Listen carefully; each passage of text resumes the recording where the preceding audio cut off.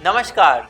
घड़ी में रात के 9 बज चुके हैं और वक्त हो गया है आपके पसंदीदा बुलेटिन प्राइम टाइम एट 9 का, जहां मिलती है आपको प्रदेश की हर ताजा खबर। आप देख रहे हैं बीबीसी राजस्थान और मैं हूं आपके साथ निखिल। चलिए शुरुआत करते हैं आज की सबसे अहम खबरों के साथ। डालते हैं एक नजर आज की सुर्खियों पर। राजसमंद कांग्रेस खेल प्रकोष्ठ की कमान अब बड़ाला के हाथ, अमीन पठान ने जारी किए आदेश। राजसमंद में लाठी से पीट पीट कर एक हिस्ट्री सीटर की हत्या, दूसरा हिस्ट्री सीटर अस्पताल में भर्ती। चोरी हुए 40 लाख रुपए के 170 मोबाइल बरामद, बीकानेर पुलिस ने की कार्रवाई, मालिकों को लौटाए फोन। कुशवाहा समाज की जिला कार्यकारिणी की बैठक हुई, भरतपुर के बहरावली में होगा सामूहिक विवाह। भाजपा एसटी मोर्चा के नवनियुक्त अध्यक्ष ने कार्यभार ग्रहण किया। जयपुर में हुआ समारोह, बांसवाड़ा से पहुंचे कई कार्यकर्ता। कांकरोली के विद्या निकेतन स्कूल में मनाया बसंत उत्सव, विद्यारंभ संस्कार के साथ नए बच्चों को प्रवेश कराया। बीकानेर में मुख्यमंत्री ने बच्चों से वर्चुअली बात की। शिक्षा विभाग द्वारा मेगा पीटीएम का आयोजन हुआ। तो ये थी आज की बड़ी सुर्खियां। अब बढ़ते हैं खबरों की पूरी रिपोर्ट की ओर विस्तार से। राजस्थान प्रदेश कांग्रेस कमेटी में संगठनात्मक नियुक्तियों का दौर जारी है। इसी क्रम में आज राजसमंद जिले के लिए एक महत्वपूर्ण जिम्मेदारी की घोषणा की गई। राजस्थान प्रदेश कांग्रेस कमेटी के खेल प्रकोष्ठ के प्रदेश अध्यक्ष अमीन पठान ने आधिकारिक आदेश जारी करते हुए दीपक बड़ाला को राजसमंद जिला अध्यक्ष खेल प्रकोष्ठ के पद पर नियुक्त किया। यह नियुक्ति राजस्थान प्रदेश कांग्रेस कमेटी के अध्यक्ष गोविंद सिंह डोटासरा के निर्देशानुसार की गई है। नियुक्ति पत्र में प्रदेश अध्यक्ष अमीन पठान ने विश्वास जताया है कि दीपक बड़ाला खेल प्रकोष्ठ और कांग्रेस पार्टी के हित में निरंतर कार्य करेंगे और कांग्रेस की विचारधारा को जिले के युवाओं और खिलाड़ियों के बीच मजबूती से आगे बढ़ाएंगे। इस नियुक्ति की प्रतिलिपि प्रदेश प्रभारी सुखविंदर सिंह रंधावा और संगठन महासचिव ललित तुलवाल को भी प्रेषित की गई है। दीपक बड़ाला की नियुक्ति की खबर मिलते ही राजसमंद जिले के कांग्रेस कार्यकर्ताओं और खेल प्रेमियों में खुशी की लहर दौड़ गई।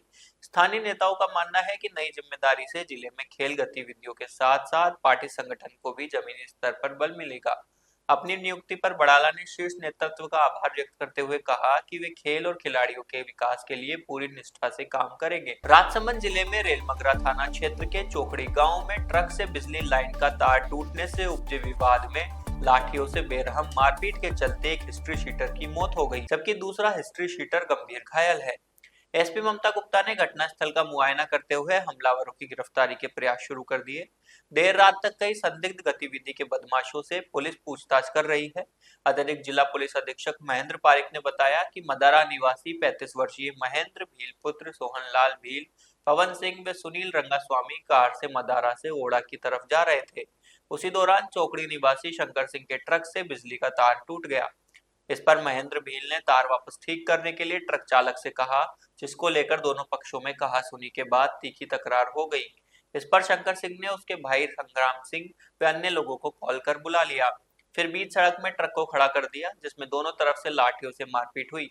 महेंद्र भील की कार का कांच तोड़ दिया गया तो दूसरे पक्ष ने शंकर सिंह के ट्रक के कांच फोड़ डाले। इस तरह दोनों पक्षों के बीच लाठियों से मारपीट तेज हो गई। शंकर सिंह के पक्ष में कई हमलावर आने पर सुनील रंगास्वामी मौके से फरार हो गया, जबकि हिस्ट्री सीटर महेंद्र भील व चोकड़ी निवासी पवन सिंह से बेरहम मारपीट की। इससे महेंद्र भील की मौके पर ही मौत हो गई, जबकि पवन सिंह को गंभीर हालत में आर के जिला चिकित्सालय पहुंचाया गया, जहां हालत खतरे से बाहर बताई जा रही है। एक हिस्ट्री शीटर महेंद्र भील की हत्या और दूसरे हिस्ट्री शीटर पवन सिंह को गंभीर घायल करने के बाद संगीन वारदात रेलमगरा थाना प्रभारी प्रवीण के बाद नाथद्वारा पुलिस उप अधीक्षक शिप्रा राजावत, राजसमंद एएसपी महेंद्र पारिक, एएसपी रजत बिश्नोई व एएसपी ममता गुप्ता भी मौके पर पहुंच गई। पुलिस ने एमओबी की टीम को मौके पर बुला लिया, जिन्होंने साक्ष्य जुटाए। साथ ही संदिग्ध गतिविधि के बदमाशों से पूछताछ की गई है और प्रत्यक्षदर्शी को भी थाने पर बुलाकर उनके बयान पंजीबद्ध करने की कार्रवाई देर रात तक चलती रही। दोपहर में रेलमंगरा थाना क्षेत्र में चोकड़ी गांव है पास में, जहाँ का एक ट्रक ड्राइवर और 3 कार सवार जिनके बीच में आपस में साइड को लेकर के बात आपसी झगड़ा हुआ और पहले कार सवारों ने कुछ थोड़ा सा उन पे जो ट्रक ड्राइवर पे हमला किया। देन ट्रक ड्राइवर ने भी कुछ लोगों को बुला करके आपस में झगड़ा हुआ, जिसमें एक व्यक्ति की डेथ हो गई और एक व्यक्ति गंभीर घायल हुआ, जिसको आरके हॉस्पिटल में हमने रेफर करवा दिया और जो जिसकी डेथ हुई वो मोर्चरी में शिफ्ट करवा दिया गया है। और देन जो मौका स्थल है जहाँ पर हमारी एमओबी की टीम ने और एफएसएल की टीम ने विजिट कर लिया है, हमारे सीनियर ऑफिसर्स ने भी विजिट कर लिया है और इसमें इन्वेस्टिगेशन जारी है। जो ही रिपोर्ट देंगे उस रिपोर्ट के अनुसार पोस्टमार्टम कराने के बाद में जैसे भी अनुसंधान में जो चीज़ें आएंगी उनको स्पष्ट करेंगे और तदनुसार लीगल कार्रवाई करेंगे। जो मर्डर हुआ है प्रथम दृष्टया क्या? बताया ना, जैसे जो गाड़ी के आगे पीछे लेने की बात को लेकर के प्रथम दृष्टया ही सामने आया है, बाकी तो और तो अनुसंधान से और स्पष्ट होगा, तो वो तो अभी जो जो अनुसंधान आगे पड़ेगा तो पता चलेगा। जो शांत मरे हैं और उनके पहले भी कोई विवाद ऐसा चल रहा था कुछ? नहीं, ऐसी बात अभी तक तो सामने आई नहीं है। प्रथम दृष्टया मैंने आपको बताया कि भी इनकी कोई गाड़ी के आगे पीछे लेके बात, इतनी ही बात आई है। का कोई मामला नहीं, ऐसी कोई बात नहीं, ऐसी कोई बात सामने नहीं। उसके साला जी ने मेरे को फोन किया। हाँ, मैं उदयपुर से जैसे रूम पे आई, उन्होंने फोन किया, मैं तुरंत वहाँ पे चली गई। वो बोले हमें नहीं जाने दे रहा, आप आओ। तो मैं गई, पुलिस वाले से डायरेक्ट मैंने बोला कि चलो आप, मैं चलती हूँ आपके साथ। उनसे बात की तो बोला आप कौन हो? मैंने बोला मैं उसकी मेंदर की बहन हूँ और मुझे मेंदर से मिलना। मेंदर कहाँ है? हाँ, तो बोले हम भी ढूंढ रहे कहाँ है जो। हाँ उनको और फिर वो दोनों बाइक लेके उधर आगे चले गए। फिर हम उनके पीछे पीछे गए हम, फिर पब्लिक गाड़ी उनकी लेके आके, हाँ, फिर बाद में गाड़ी लेके आके पुलिस वालों की गाड़ी लेके आए। पहले पता करके पुलिस वालों की गाड़ी लेके आए, वहाँ पे खड़ी की और फिर मेरे को बोलेगा आप तो चलो हॉस्पिटल। मेरे को बोला आप कौन? उनकी बहन ही हो ना? मैंने बोला मैं उसकी बहन। मेरे को बोला आप हॉस्पिटल चलो, हम हॉस्पिटल आ रहे हैं। मैंने बोला हुआ क्या है ये बताओ ना मेरे को, बस नहीं बताया उन्होंने। फिर उनके साला जी थे तो उनको साथ लेके गए, वो खेत से डेड बॉडी को लेके आए थे। हाँ, मेरे को हटा दिया। हाँ, उनके साला जी, हाँ साला जी ने रिपोर्ट दी? हाँ, तो हमको दी नहीं हमने तो कोई रिपोर्ट अभी नहीं करवाई हमने तो एफआईआर। पुलिस अधिकारी से मिले क्या आप? हाँ, वो यहाँ आए थे, वो आए, वो फोन कर रहे, बोले आओ एफआईआर दर्ज करो। कौन आए? अब मैं नाम तो मैं नहीं जानती उनका। हाँ, थाने से आए, रोड पे बल्ले लगा रखे थे उनको रोकने के लिए। मैं गई, तोड़ रखे थे। वो गाड़ी वाड़ी भी उसकी टूटी हुई पड़ी थी मेंदर की। ट्रक तो वो जो पता नहीं हमें। हाँ, ट्रक के पास तो उसकी गाड़ी पड़ी थी। लोग कह रहे हैं कि साइड देने को लेकर ये हुआ है, साइड हाँ, नहीं तो लाल सुखदुर्ग। हाँ, तो वो अगर साइड देने को होता तो एक्सीडेंट, वहाँ एक्सीडेंट होना चाहिए ना, एक्सीडेंट जैसा मैटर होना चाहिए। खेत में कैसे पहुंच गया एक्सीडेंट? गाड़ी के खेत में थोड़ी थी क्या ट्रक? पकड़ के हाँ, वहाँ लेके गए। हाँ, गाँव के, हाँ, इसको घरों के पास में खेत है वो, वहाँ पे। हाँ, बीकानेर जिला पुलिस अधीक्षक काविंद्र सिंह सागर ने पुलिस थाना सदर परिसर स्थित सभागार में प्रेस वार्ता का आयोजन कर बताया कि पुलिस ने लगभग 170 मोबाइल फोन बरामद किए हैं, जिनकी कीमत लगभग 40 लाख रुपए है। ये मोबाइल फोन विभिन्न पुलिस थानों में और 1930 के माध्यम से प्राप्त सूचना पर बरामद किए गए हैं। पुलिस अधीक्षक ने बताया कि मोबाइल मालिक अपने मोबाइल फोन विभिन्न थानों से प्राप्त कर सकते हैं। उन्होंने बताया कि आगे भी अगर मोबाइल चोरी या छीना झपटी की वारदात होती है तो तुरंत 1930 पर कॉल करके सूचित करें। पुलिस उनकी सहायता करने की कोशिश करेगी। पुलिस अधीक्षक ने बताया कि बरामद किए गए मोबाइल फोन की डिटेल उनके पास है और मोबाइल मालिक अपने मोबाइल फोन को पहचान कर प्राप्त कर सकते हैं। उन्होंने लोगों से अपील की कि अगर किसी का मोबाइल फोन खो गया है या चोरी हुआ है तो वह तुरंत पुलिस से संपर्क करे। पुलिस की इस पहल से मोबाइल फोन चोरी के मामलों में कमी आने की उम्मीद है। पुलिस अधीक्षक ने बताया कि वे लोगों की सहायता के लिए हमेशा तैयार है और उनकी शिकायतों को गंभीरता से लेते हैं। पिछले कुछ दिनों में मोबाइल लोगों के खो गए थे, जो गुम हो गए थे किसी भी तरीके से। उस तरह के 170 मोबाइल फ़ोन को खोज के और उनको बरामद किया गया। हमारी जो साइबर सेल है या हमारे जो अलग अलग थाने हैं या 1930 पे भी मोबाइल के खोने की या गुमशुदगी की रिपोर्ट्स प्राप्त होती हैं। उन सब रिपोर्ट्स के आधार पर उनको CEIR जो पोर्टल है गवर्नमेंट ऑफ इंडिया का, उस पर रजिस्टर किया जाता है और अगर कहीं भी वो फ़ोन फिर से ओपन होता है तो उसका अलर्ट हम लोग को प्राप्त हो जाता है।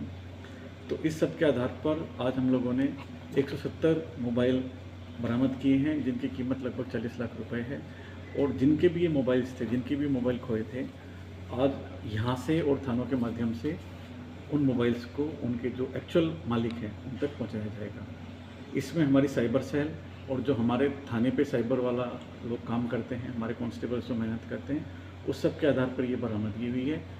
और हम इन सब लोगों को भी, जिन लोगों ने मेहनत की है, हमारी तरफ से उचित इनाम भी दिया जाएगा। मैं आप लोगों के माध्यम से सब लोगों को बताना चाहूँगा कि अगर किसी भी के भी साथ में कोई भी साइबर फ्रॉड होता है, इस तरह की कोई घटना होती है, तो तुरंत वो 1930 पर उसकी सूचना दे सकते हैं। जितनी जल्दी सूचना दे दी जाएगी उतनी जल्दी नुकसान होने से बचाया जा सकता है। जिनको मोबाइल लेने हैं वो कैसे ले सकते वो देखिए, हमारे पास सबकी डिटेल्स है, हमारे थानों के माध्यम से सब लोग को सूचित कर दिया गया है। वो यहाँ से या थाने से इन मोबाइल्स को प्राप्त कर सकते हैं। भरतपुर जिले के बहरावली गांव में कुशवाहा समाज की जिला कार्यकारिणी की मीटिंग का आयोजन हुआ। कार्यक्रम की अध्यक्षता जगदीश प्रसाद कुशवाहा ने की, जबकि मुख्य अतिथि सरपंच हरप्रसाद कुशवाहा रहे। कार्यक्रम में विशिष्ट अतिथि के रूप में बाबूलाल तिगरा, अशोक सेना अध्यक्ष शैलेंद्र कुशवाहा, जिला अध्यक्ष रमेश कुशवाहा, महामंत्री हाकिम सिंह कुशवाहा और अन्य गणमान्य व्यक्ति उपस्थित रहे। इस मौके पर सूरज कुशवाहा को सम्मेलन अध्यक्ष नियुक्त किया गया। जानकारी के अनुसार सामूहिक विवाह सम्मेलन बहरावली में आखा तीज को होगा।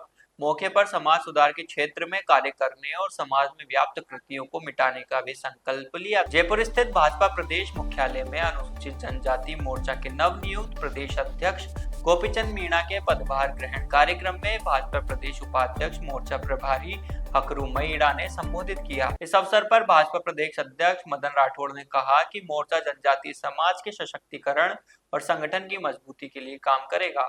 कार्यक्रम में राजस्थान सरकार के कैबिनेट मंत्री डॉक्टर किरोड़ी लाल मीणा, हेमराज मीणा, मोतीलाल मीणा, पूर्व सांसद कनकमल कटारा सहित पार्टी के वरिष्ठ पदाधिकारी एवं कार्यकर्ता उपस्थित रहे।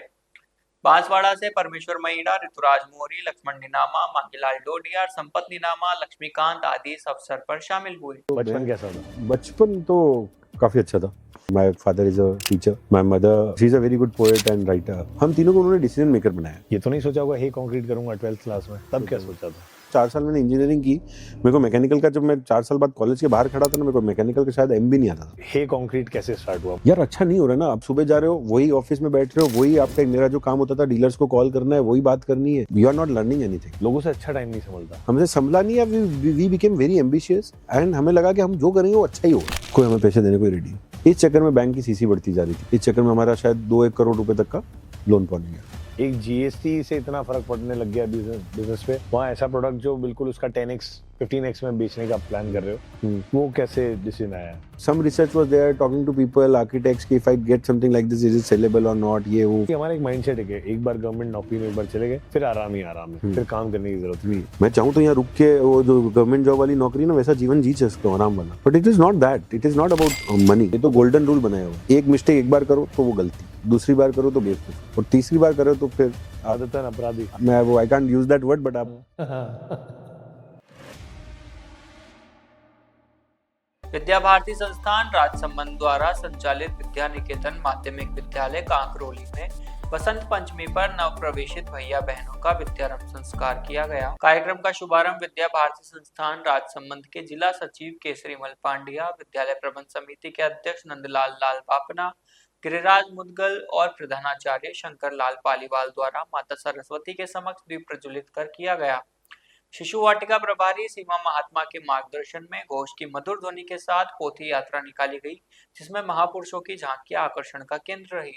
विद्यारंभ संस्कार में पंडित सुनील द्वारा मंत्रोच्चार के साथ हवन कर 31 भैया बहनों द्वारा ओम अंकित करवाकर पोथी पूजन करवाया गया। कार्यक्रम में कौशल्या मुंदड़ा, मंजू मुदगल, गायत्री गौरवा, वर्षा खंडेलवाल, लहरूलाल, इंदु शर्मा, संगीता राजपूत आदि उपस्थित रहे। शिक्षा विभाग द्वारा मेगा अभिभावक शिक्षक बैठक एवं निपुण मेला का आयोजन किया गया।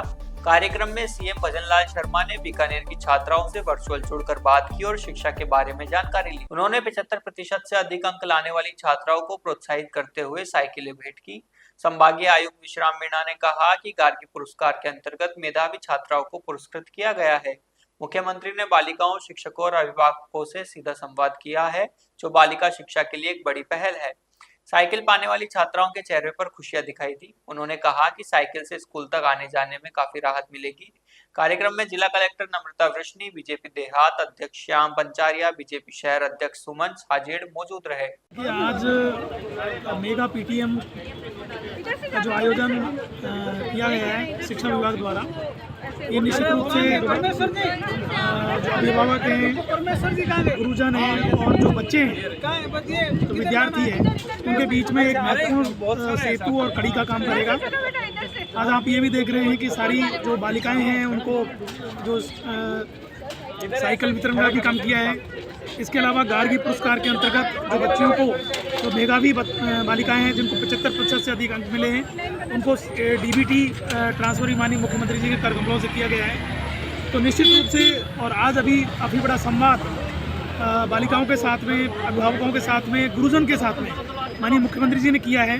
तो मैं सोचता हूँ कि शिक्षा के क्षेत्र में एक बहुत नई पहल है और ये एक शिक्षा, बालिका शिक्षा एवं दूसरी शिक्षाओं को बढ़ावा देने का एक महत्वपूर्ण प्रयास है। मैं समझता हूँ हम सब मिलकर के शिक्षा के नए आयाम प्रदेश में स्थापित करेंगे। बहुत बहुत धन्यवाद। तो ये थी आज की बड़ी खबरें। राज्य की हर छोटी बड़ी हलचल को जानने के लिए जुड़िए हमारे साथ हर रात 9 बजे BBC Rajasthan prime time at 9 पर। अगर आप भी अपने क्षेत्र, संस्था, समाज या संगठन की खबरें हमारे साथ साझा करना चाहते हैं तो हमें संपर्क करें 9414102499 पर और राजस्थान की हर ताजा जानकारी के लिए फॉलो करें और सब्सक्राइब करें हमारे इंस्टाग्राम व यूट्यूब चैनल BBC राजस्थान को।